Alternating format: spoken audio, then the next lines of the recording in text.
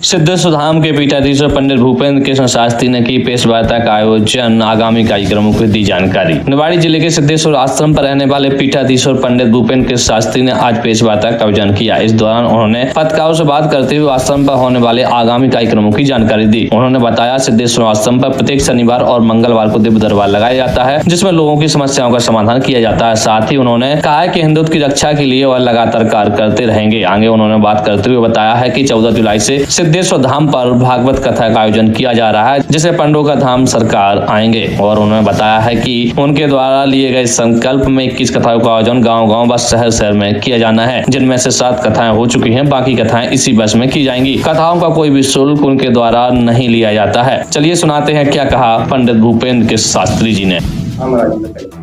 जय सिया राम। ये निवाड़ी जिला के अंतर्गत में श्री सिद्धेश्वर बालाजी का पावन पुनीत शुभ स्थान है। यहाँ पर अभी 14 जुलाई से गुरु पूर्णिमा पर महोत्सव के उपलक्ष्य में श्रीमद् भागवत महापुराण की दिव्य अमृतमयी कथा होने जा रही है, जिसमें एक दिन का आगमन पूज्य पंडोखर सरकार जी का होने वाला है। और आप सभी निवाड़ी एवं झांसी और समस्त अपतु बुंदेलखंड के सभी भक्त यहाँ पर सादर आमंत्रित हों। और भागवत कथा के अलावा भी कुछ कार्यक्रम है क्या? हाँ, भागवत कथा के अलावा भी और भी साधु संतों का आगमन है, उनके द्वारा प्रवचन होंगे यहाँ पर।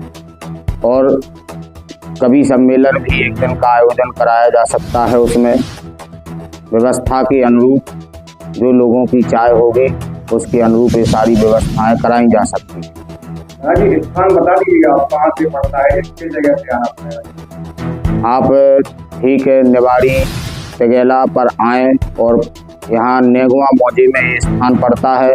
झांसी तरफ से आ रहे हैं तो ये बाईं तरफ स्थान है, जो कि सिद्धेश्वर बालाजी के नाम से विख्यात है और पावन पुनीत बहुत ही सुंदर स्थान है श्री सिद्धेश्वर सरकार का। यहाँ जो भी भक्त आते हैं और प्रत्येक मंगलवार एवं शनिवार पर दिव्य दरबार भी यहाँ पर लगाया जाता है। ठीक है, उसी तरह जो कि हमारे पूज्य गुरुदेव भगवान लगाते हैं पंडोखर सरकार जी, उन्हीं की कृपा पात्र से यहाँ पर भी दरबार यहाँ लगाया जाता है बालाजी सरकार का।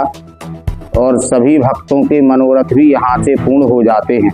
जो अगर दरबार तो एक ठीक है कि उसमें नहीं आ पा रहे हो, यदि अगर भक्ति भाव से 11 मंगलवार और शनिवार जो आ जाता है तो उसके मनोरथ अवश्य पूर्ण हो जाते हैं। बालाजी सरकार की यहाँ की बहुत ही कृपा है और सभी चराचर विश्व पर ऐसी कृपा पहुँचे, इसीलिए हम यहाँ पर आए हुए हैं और इसी शुभ स्थान को एक नई बुंदेलखंड धरा की जागृति देने जा रहे हैं।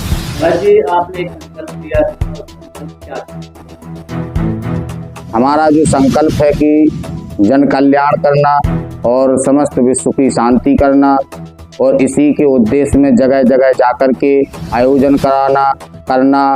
और धाम का संकल्प भी है कि अभी 1 वर्ष के अंदर 21 श्रीमद् भागवत महापुराण की कथाएं होना है, जिसमें से 7 कथाएं हो चुकी हैं, 8वीं कथा अभी होना है, जो धाम की तरफ से ही निःशुल्क की जाती है। उसमें कोई शुल्क चार्ज नहीं है। जो भक्त करा नहीं पा रहे हैं, गरीब हैं, वह कराना चाहते हैं तो वो तत्काल धाम के नंबरों पर संपर्क करके और कथा करा सकते हैं। ये धाम की तरफ से निःशुल्क की जाती है। कथावाचक कौन होगी?